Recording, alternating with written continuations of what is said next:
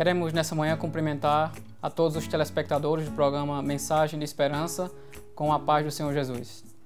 Nessa manhã estamos aqui mais uma vez para trazer um breve comentário sobre a lição da Escola Bíblica Dominical, nesta feita a lição de número 5, onde neste trimestre estamos estudando sobre a supremacia de Cristo, fé, esperança e ânimo na carta aos Hebreus. A lição de hoje, como eu já disse que é a lição de número 5, nós iremos tratar sobre as qualificações de um sacerdote, as qualificações e os méritos do sumo sacerdote, que é o nosso Senhor Jesus Cristo, e a importância dessa teologia para a vida cristã. As nossas lições de Escola Bíblica Dominical elas são divididas em 3 tópicos. Hoje, na lição de número 5, nós estamos estudando sobre Cristo é superior a Arão e a ordem levítica. O primeiro tópico da nossa lição, nós iremos comentar sobre um sacerdócio superior quanto à qualificação. Nosso segundo tópico é um sacerdócio superior quanto ao serviço. E o terceiro é um sacerdócio superior quanto à importância teológica. Mas o que é um sacerdote? O que é um sumo sacerdote? Um sacerdote é um homem escolhido por Deus para ministrar diante de Deus as necessidades humanas. Um sacerdote ele oferece dons e sacrifícios diante de Deus para que a ira de Deus seja aplacada, os pecados sejam perdoados e as bênçãos de Deus estejam sobre o povo, em especial a nação de Israel. Quando Deus escolheu Moisés e esse retrucou porque disse que não sabia falar e Deus lhe respondeu que ele fez o surdo, foi ele que fez o mudo, Deus usou de misericórdia depois de ter irado contra Moisés e lhe concedeu o seu irmão mais velho, Arão. Arão passou a ser como o profeta e Deus como se fosse Moisés. Moisés como se fosse Deus. A partir de então, todas as vezes que Deus se irava com o povo e Deus iria vir com a sua praga para o povo, Deus dizia a Arão: Arão, vai e oferece sacrifício pelo povo. A lição de hoje nós iremos tratar, e é uma exortação que ainda continua a ser forte do nosso autor aos Hebreus, sobre a importância de nós retermos firmes a confissão da nossa esperança. A doutrina do sacerdócio ela é o centro da fé cristã.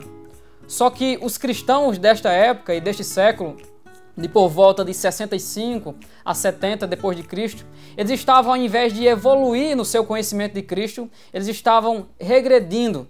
Daí a importância de o autor aos Hebreus exortar os cristãos a permanecerem firmes e se esforçarem para compreender esse sacrifício maravilhoso, as qualificações do nosso Cristo, os sofrimentos, a paixão do Senhor e a importância de compreendermos e entendermos a profundidade da palavra de Deus. O sumo sacerdote ele é escolhido dentre os homens. Daí já começamos a falar das qualificações do Senhor. É mais um requisito e um propósito de Cristo ter recebido a sua encarnação, porque todo sumo sacerdote é escolhido de entre os homens.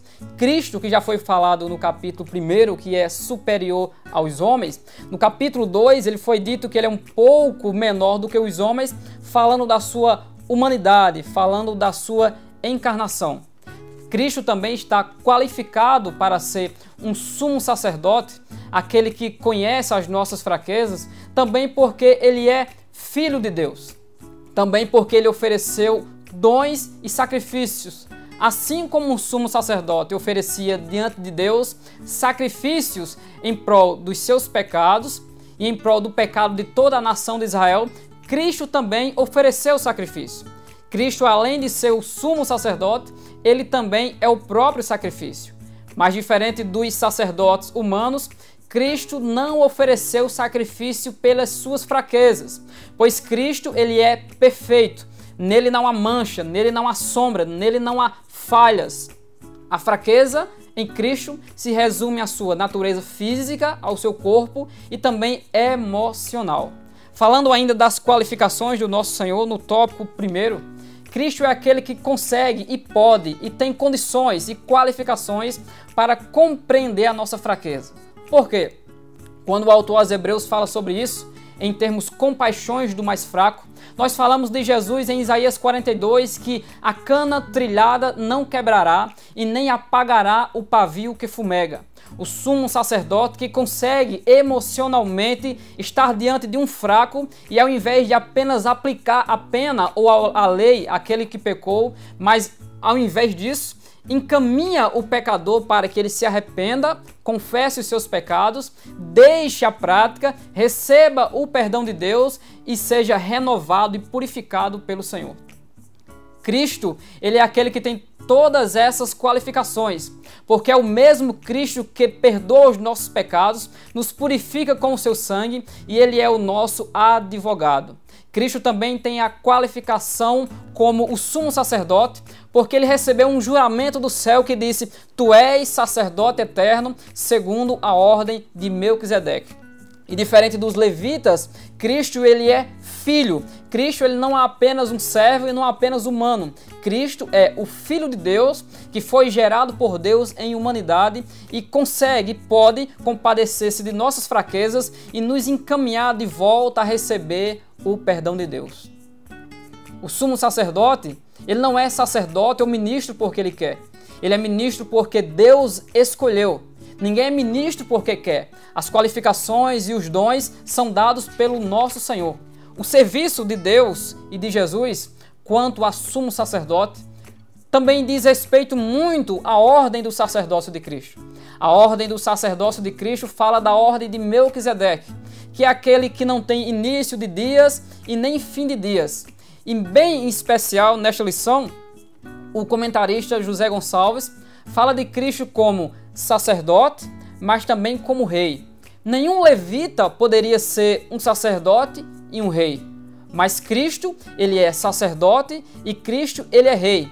Ele é aquele que promove a paz. E o mesmo agora, sendo humano, podendo se compadecer das nossas fraquezas, oferecendo um sacrifício, sendo filho, vindo do céu, ouvindo a voz de Deus que diz: Tu és sacerdote eternamente. Enquanto os levitas morriam e eles ministravam um sacerdócio terno, o sacerdócio de Cristo, ele é eterno. E o sacerdócio de Cristo sendo eterno, nós podemos ter a plena convicção de que Cristo, nesse momento, está intercedendo pelas nossas fraquezas. O Espírito Santo, ele ajuda as nossas fraquezas.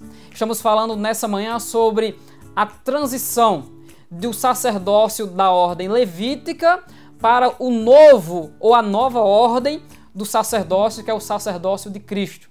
Podemos lembrar do sumo sacerdote Eli, que fazia vista grossa para os erros dos sacerdotes, seus filhos, Hofni e Finéias, e Deus lançou sobre o ministro Eli, que é aquele que não sabia se comportar emocionalmente ou intelectualmente diante das falhas. Ele não encaminhou os seus filhos ao perdão dos pecados diante de Deus. Porém, Deus profetizou um oráculo de maldição sobre Eli e nunca mais, nem Eli e nem a sua casa, iria ministrar o sacerdócio. Deus estava provendo para nós um sumo sacerdote perfeito, que veio do céu e tem todas as qualificações para agora, oferecendo o seu próprio corpo na cruz do Calvário e penetrando lá no tabernáculo que está lá no céu e oferecendo diante de Deus o seu sangue, agora ele é digno de comprar para Deus todo homem, povo, língua e nação ao longo de toda a história.